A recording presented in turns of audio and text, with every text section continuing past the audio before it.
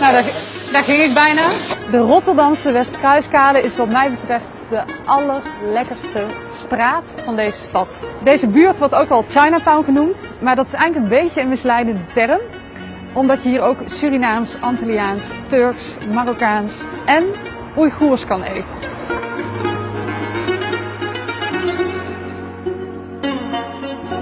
Hallo. Ik ben Tosun. Aangenaam, Jonneke.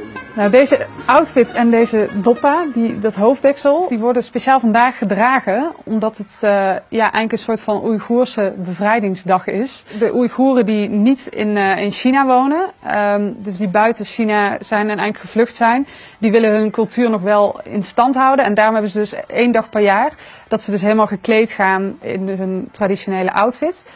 Oh ja, dit is dus jullie geschrift. Ja. En dit is Chinees. We dalen hier echt af, zo.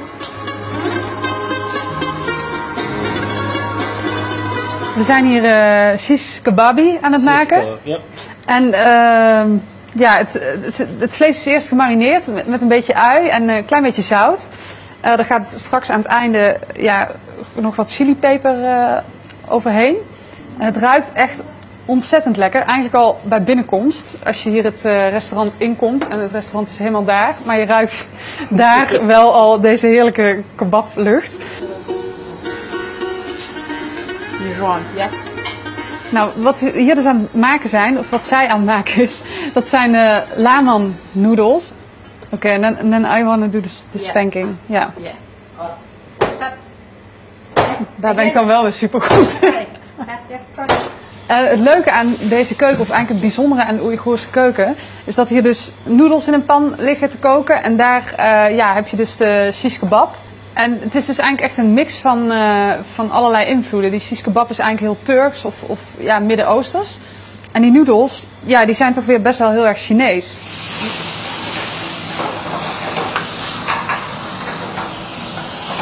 Wow. Tomaten, paprika, knoflook, uitjes er doorheen. En er komt een pasta bij. Wat is dat? Paprika of tomatenpuree? Paprika.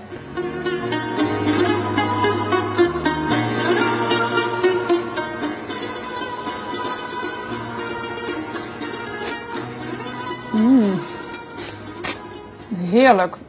Hele goede structuren. Die noedels zijn super elastisch en echt heel chewy.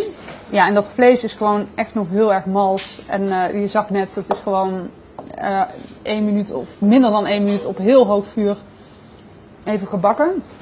Kijk, dit is zo'n noedel. En je ziet ook als je eraan trekt, hij is echt heel elastisch. Het is echt ook wel een sterke noedel. En daar krijg je ook die ontzettend lekkere bite van.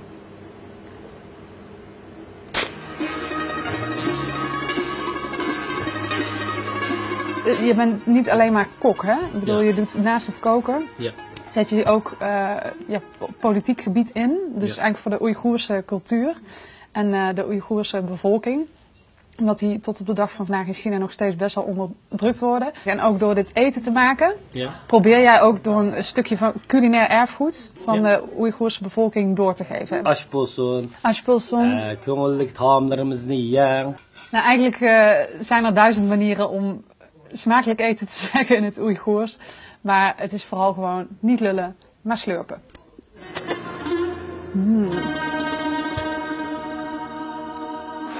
Heerlijk.